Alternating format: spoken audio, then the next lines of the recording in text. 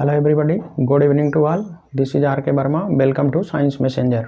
आज हम पढ़ने वाले हैं वाटर पोल्यूशन के बारे में। वाटर पोल्यूशन होता क्या है, कौन कौन से फैक्टर हैं जो वाटर पोल्यूशन क्रिएट करते हैं, और वाटर पोल्यूशन से हानियाँ क्या होती हैं, कौन कौन सी बीमारियाँ होती हैं, वाटर पोल्यूशन को हम रोकते कैसे हैं, और कुछ इंपॉर्टेंट इससे रिलेटेड क्वेश्चन जो कि डिफरेंट कॉम्पिटिटिव एग्जाम में पूछे जाते हैं। तो हम सबसे पहले देख लेते हैं वाटर पोल्यूशन कहते किसे हैं। Contamination of water due to presence of some inorganic, organic, biological, radiological और physical foreign substances which degrade the quality of water is known as water pollution. तो वाटर में आकर कोई भी इनऑर्गेनिक मटेरियल मिल जाए, organic, biological means biological system से निकलने वाला excretory material, urine, toilet, radiological जो रेडियो एक्टिव मटेरियल होते हैं उनसे उनका कूड़ा कचरा, फिजिकल फॉरेन सब्सटेंसेज जो कि वाटर की क्वालिटी को डिग्रेड करें। तो ऐसे मटेरियल जो वाटर की क्वालिटी को डिग्रेड करते हैं उन्हें हम कहते हैं वाटर पॉल्यूटेंट, पानी को प्रदूषित करने वाले।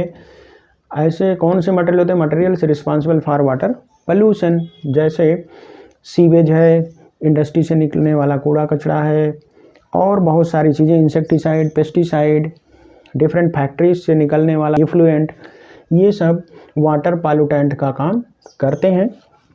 अब हम देखते हैं सोर्सेज ऑफ वाटर पोल्यूशन। तो सबसे पहला है सीवेज। सीवेज जो है घरों से भी निकलता है, घरों से निकलने वाला कूड़ा कचरा, एनिमल वेस्टेज, प्लांट वेस्टेज, दुनिया भर का जो कूड़ा कचरा है उसे हम कहते हैं सीवेज। इंडस्ट्रियल वेस्टेज, फैक्ट्रियों से निकलने वाला वेस्ट मटेरियल जो कि आकर डायरेक्ट वाटर में मिल जाता है। एग्रीकल्चरल डिस्चार्ज, एग्रीकल्चरल फील्ड से निकलने वाला वेस्ट मटेरियल, उसमें मिलने वाले fertilizer, insecticide, pesticide. Oil spills, oil फैक्ट्रियों के द्वारा निकलने वाला कूड़ा कचरा। Thermal discharges, thermal power plant से गर्म पानी को पानी में डाल देना, उससे बहुत सारे वाटर बॉडी, छोटे छोटे प्लांट और एनिमल की डेथ हो जाती है। रेडियो एक्टिव सब्सटेंसेज, जो रेडियो एक्टिव मटेरियल हैं उनसे निकलने वाला वेस्ट मटेरियल, उसका पानी में मिल जाना। तो ये है सोर्सेज ऑफ वाटर पोल्यूशन। और सबसे ज़्यादा वाटर पोल्यूशन जो क्रिएट करता है या जो रोल प्ले करता है वाटर पोल्यूशन क्रिएट करने के लिए, वो है हमारे इंडस्ट्रियल वेस्टेज, जो कि फैक्ट्रियों से निकलने वाले जो कूड़े कचरे होते हैं वो सबसे खतरनाक होते हैं। तो यहाँ से एक क्वेश्चन बहुत इंपॉर्टेंट पूछा जाता है आपके मेडिकल में भी और डिफरेंट कॉम्पिटिटिव एग्जाम में। Main factor of water pollution is industrial discharges, pesticides, ammonia, detergents. तो हमने आपको बताया कि वाटर पोल्यूशन क्रिएट करने में सबसे ज़्यादा रोल प्ले करता है अगर कुछ, तो वो है इंडस्ट्रियल डिस्चार्जेज, फैक्ट्रियों से निकलने वाला कूड़ा कचरा या वेस्ट मटेरियल। अब है effects of water pollution. Water pollution के इफेक्ट क्या हैं। Contaminated water causes cholera, typhoid and jaundice. जो हमारा पोल्यूटेड वाटर है उसको अगर हम पीते हैं तो उसमें कॉलरा के बैक्टीरिया उत्पन्न हो जाते हैं, विब्रियो कलरी, टाइफाइड के बैक्टीरिया, साल्मोनेला टाइफी, और जॉन्डिस पोल्यूटेड वाटर को पीने से होता है, क्योंकि जो टाइफाइड के बैक्टीरिया होते हैं वो गंदे पानी में होते हैं। भूल से कभी हमने अगर गंदा पानी पी लिया तो टाइफाइड होने के चांसेस बढ़ जाते हैं। Impure water changes acidity of soil and affects plant growth. जो इम्प्योर वाटर है वो सॉइल का पीएच चेंज कर देता है। हर प्लांट की ग्रोथ के लिए एक स्पेसिफिक पीएच चाहिए। जब सॉइल का पीएच चेंज हो जाता है तो प्लांट की ग्रोथ रुक जाती है। Chemicals released from industry lead to toxicity in plants and animals. Industry से निकलने वाले केमिकल या मटेरियल पानी में आके मिलते हैं, वो पानी प्लांट और एनिमल की बॉडी में जाता है तो डिफरेंट टाइप की बीमारियां पैदा करता है। जैसे मिनी मोटा डिजीज, ये बहुत इंपॉर्टेंट है। ये मिनी मोटा, इसका नाम कैसे पड़ा, जापान में जिस तरह से इंडिया में है बे ऑफ बंगाल, बंगाल की खाड़ी, उसी तरह से जापान में है मिनामाटा बे। और फैक्ट्रियों का कूड़ा कचरा इसमें जाता था, तो यहाँ पे पाई जाने वाली मछलियों को लोगों ने खाया तो मोर देन 100 पीपल, 100 से ज़्यादा पीपल की डेथ हो गई या वो सीरियस बीमार हो गए। तो स्टडी किया गया तो पाया गया कि इसमें इंडस्ट्री से जाने वाला जो वेस्ट मटेरियल है उसमें पाया जाने वाला मरकरी, इसका सिंबल होता है Hg, हाइड्रार्जियम, इसका लैटिन नाम है हाइड्रार्जियम, सिंबल लिखा जाता है Hg। तो मरकरी की वजह से मिनीमाटा डिजीज होती है। उन मिनीमाटा बे में पाए जाने वाली जो मछलियाँ उनको जिन्होंने खाया उनमें मिनीमाटा डिजीज हो गई। और ये क्या है मिनीमाटा? क्रिपलिंग ऑफ ऑर्गन्स, ऑर्गन में पैरालिसिस टाइप का हो जाता है और उसके बाद ये इतना फेटल होता है कि आदमी की डेथ हो जाती है। तो याद रखना मिनीमाटा डिजीज होती है। ये देखिए क्वेश्चन कई बार पूछा गया है, Minamata disease is caused by lead, sodium, mercury, potassium. तो ये मरकरी के द्वारा होता है। एक दूसरी बीमारी है इटाई डिजीज, इसी को आउच डिजीज भी कहते हैं। ये भी जापान में फर्स्ट टाइम रिपोर्ट की गई। तो ये होता है कैडमियम की वजह से, फैक्ट्री से निकलने वाला, फैक्ट्री का वेस्ट पानी में आके मिलता है, उसमें होता है कैडमियम, डिफरेंट इंडस्ट्री में यूज होता है। तो कैडमियम पानी में मिलता है, अगर वो पानी ह्यूमन बॉडी में गया तो बोन सॉफ्टनिंग हो जाती है, हड्डियां सॉफ्ट हो जाती हैं और उसके साथ साथ स्पाइनल रीजन में और बोन के जॉइंट्स में बहुत ज़बरदस्त पेन होता है और इसीलिए इसका नाम रखा गया आउच। तो इटाई डिजीज होती है किसके कारण? कैडमियम के कारण। ये बहुत इम्पॉर्टेंट है। अब तीसरी चीज़ है मेटहीमोग्लोबिनीमिया। मेटहीमोग्लोबिनीमिया ये भी बीमारी है। ये होती है छोटे बच्चों में और फार्म एनिमल में, खेती के लिए यूज किए जाने वाले जानवरों में। तो ये कैसे होता है? एग्रीकल्चर से निकलने वाले जो हम खेतों में फर्टिलाइज़र डालते हैं, नाइट्रोजन फर्टिलाइज़र और फास्फेट फर्टिलाइज़र, वो क्या होता है पानी में डिजॉल्व होकर के वर्षा के पानी के साथ तालाब या नदी या झील में मिलता है। उस पानी में नाइट्रेट मिला होता है। अगर वो पानी बॉडी में आता है तो इन्फेंट में, छोटे बच्चों में बीमारी पैदा करता है। इसे कहते हैं ब्लू बेबी सिंड्रोम। और ये होता है नाइट्रेट के द्वारा। और फार्म एनिमल में भी ये बीमारी पैदा करता है और इसे ही कहते हैं मेटहीमोग्लोबिनीमिया। बीमारी का नाम है मेटहीमोग्लोबिनीमिया। और बच्चों का शरीर चूँकि ब्लू कलर का हो जाता है, नीला हो जाता है, इसीलिए इसे ब्लू बेबी सिंड्रोम भी कहते हैं। तो पूछा जाता है ब्लू बेबी सिंड्रोम और methemoglobinemia occurs due to nitrate pollution in water. Next पढ़ना है यूट्रोफिकेशन। यूट्रोफिकेशन का मतलब होता है एग्रीकल्चरल फील्ड में डाले गए फर्टिलाइज़र का बह करके वाटर बॉडीज पॉन्ड या लेक में आके मिल जाना। तो उससे पॉन्ड या लेक में फर्टिलाइज़र का अमाउंट बहुत ज़्यादा हो जाता है। पॉन्ड या लेक में एल्गी और छोटे छोटे प्लांट बहुत ज़्यादा मात्रा में फ्लरिश करते हैं, तो पानी के अंदर ऑक्सीजन की कमी हो जाती है। तो यूट्रोफिकेशन का मतलब होता है process of successive increase of nutrients in water bodies like ponds and lakes is known as eutrophication. तो यूट्रोफिकेशन के इम्पैक्ट क्या है? यूट्रोफिकेशन का इम्पैक्ट है कि पानी में ऑक्सीजन का अमाउंट कम हो जाता है। इससे पानी में रहने वाले जीव जंतु, मछलियों या छोटे जीवों को प्रॉब्लम होती है। अब ऐसे पॉन्ड या लेक जिनमें न्यूट्रिएंट का अमाउंट बहुत ज़्यादा हो जाता है यूट्रोफिकेशन से, उन्हें हम कहते हैं यूट्रोफिक लेक। ऐसी लेक्स या पॉन्ड्स जिनमें यूट्रोफिकेशन हो जाता है, मतलब न्यूट्रिएंट रिच अमाउंट में चला जाता है, उसे कहते हैं यूट्रोफिक लेक। और हमारी चिल्का लेक जो उड़ीसा में है, ये है एक यूट्रोफिक लेक। अब किसी नदी या झील या तालाब का पोल्यूशन इंडेक्स हम कैसे निकालते हैं? एक छोटा सा ऑर्गेनिज्म है जिसका नाम है डायफनिया।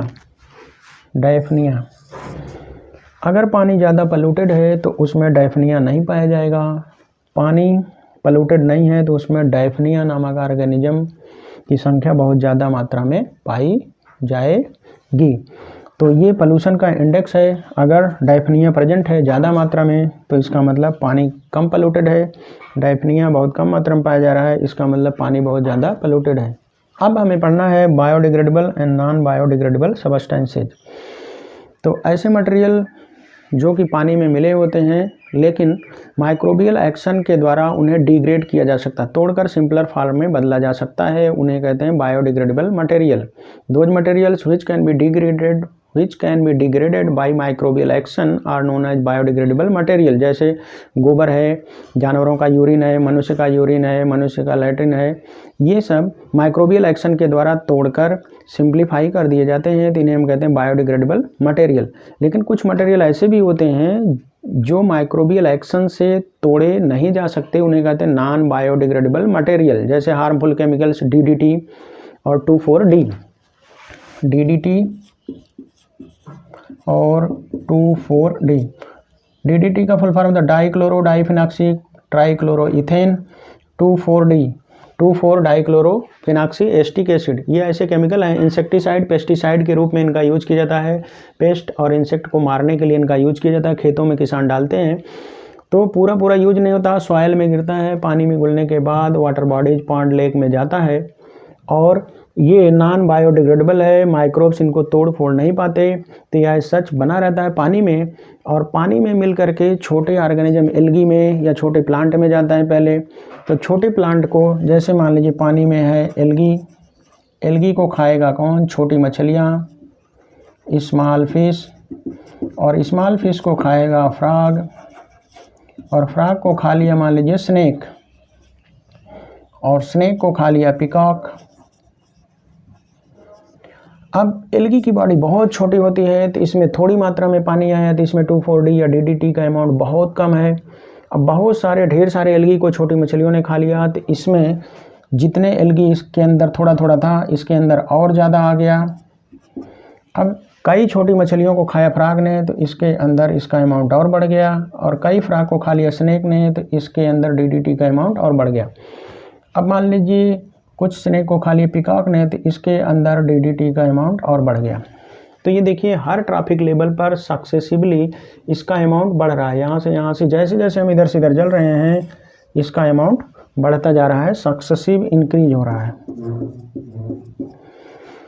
तो इसी को हम कहते हैं बायोमैग्निफिकेशन। बायोमैग्निफिकेशन और biological amplification, successive increase of a chemical in the body of organism at each trophic level like 2,4-D और DDT is known as biomagnification.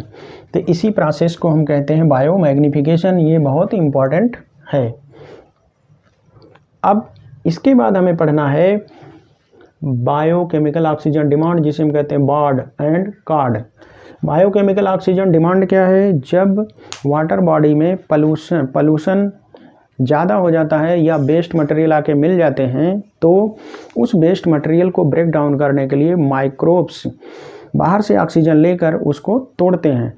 तो माइक्रोब्स किसी स्पेसिफिक वॉल्यूम का वाटर है, उसमें पाए जाने वाले माइक्रोब्स के द्वारा उसमें घुले हुए जो ऑर्गेनिक मैटर उसको ब्रेक डाउन करने के लिए जितनी ऑक्सीजन की उनको ज़रूरत होती है, उसी को हम कहते हैं biochemical oxygen demand. Oxygen required by microbes present in specific volume of water to decompose the organic wastage is called BOD। Water का मान लीजिए इतना वॉल्यूम हमने लिया, स्पेसिफिक वॉल्यूम, उसमें जितना वेस्ट मटेरियल प्रेजेंट है उसको डिग्रेड करने के लिए उसी उतने वॉल्यूम में पाए जाने वाले माइक्रोब्स के द्वारा बाहर से जितनी ऑक्सीजन की डिमांड की जाएगी या जितनी ऑक्सीजन की ज़रूरत समझी जाएगी, उसी को हम कहते हैं बायोकेमिकल ऑक्सीजन डिमांड। अब जो वाटर जितना ज़्यादा पोल्यूटेड होता है, BOD is higher in polluted water and related to microbes and organic matter. ये बहुत बार कॉम्पिटिटिव एग्जाम में पूछा गया है। पोल्यूटेड वाटर का BOD वैल्यू बहुत हाई, और जो वाटर पोल्यूटेड नहीं है उसका BOD वैल्यू बहुत कम। और पूछा जाता है पोटेबल वाटर। पोटेबल वाटर का मतलब होता है ऐसा पानी जो पीने के योग्य हो, जो पानी हम पीते हैं। Water fit for drinking purpose is known as potable water. तो इसका जो BOD है ये बहुत इंपॉर्टेंट है। इसका BOD होता है लेस देन 5। पोटेबल वाटर का BOD biochemical oxygen demand less than 5 होता है, क्योंकि उसमें पोल्यूशन ना के बराबर होता है। और मोस्ट पोल्यूटेड वाटर जो होता है, पोल्यूटेड वाटर, इसका BOD जो है ग्रेटर देन होता है 17 से ज़्यादा होता है। तो जितना ज़्यादा पोल्यूटेड वाटर उतनी हाई बीओडी वैल्यू, जितना कम पोल्यूटेड वाटर उतना कम बीओडी वैल्यू। अब सीओडी क्या है? सीओडी को हम कहते हैं chemical oxygen demand. Chemical oxygen demand, ये टर्म स्पेशली यूज किया जाता है वेस्ट वाटर ट्रीटमेंट प्लांट में वेस्ट वाटर और क्लीन वाटर की क्वालिटी को नापने के लिए। तो वेस्ट वाटर में कितना केमिकल है उसको डिग्रेड करने के लिए माइक्रोब्स के द्वारा जितनी ऑक्सीजन चाहिए उसे हम कहते हैं केमिकल ऑक्सीजन डिमांड। तो जो हमारा प्योर वाटर है उसका कार्ड वैल्यू कम होगा, जो हमारा वेस्ट वाटर है जिसमें ज़्यादा केमिकल मिला होगा उस केमिकल को डिग्रेड करने के लिए उतनी ज़्यादा ऑक्सीजन माइक्रोब्स के द्वारा ली जाएगी, उसी को हम कहते हैं कार्ड।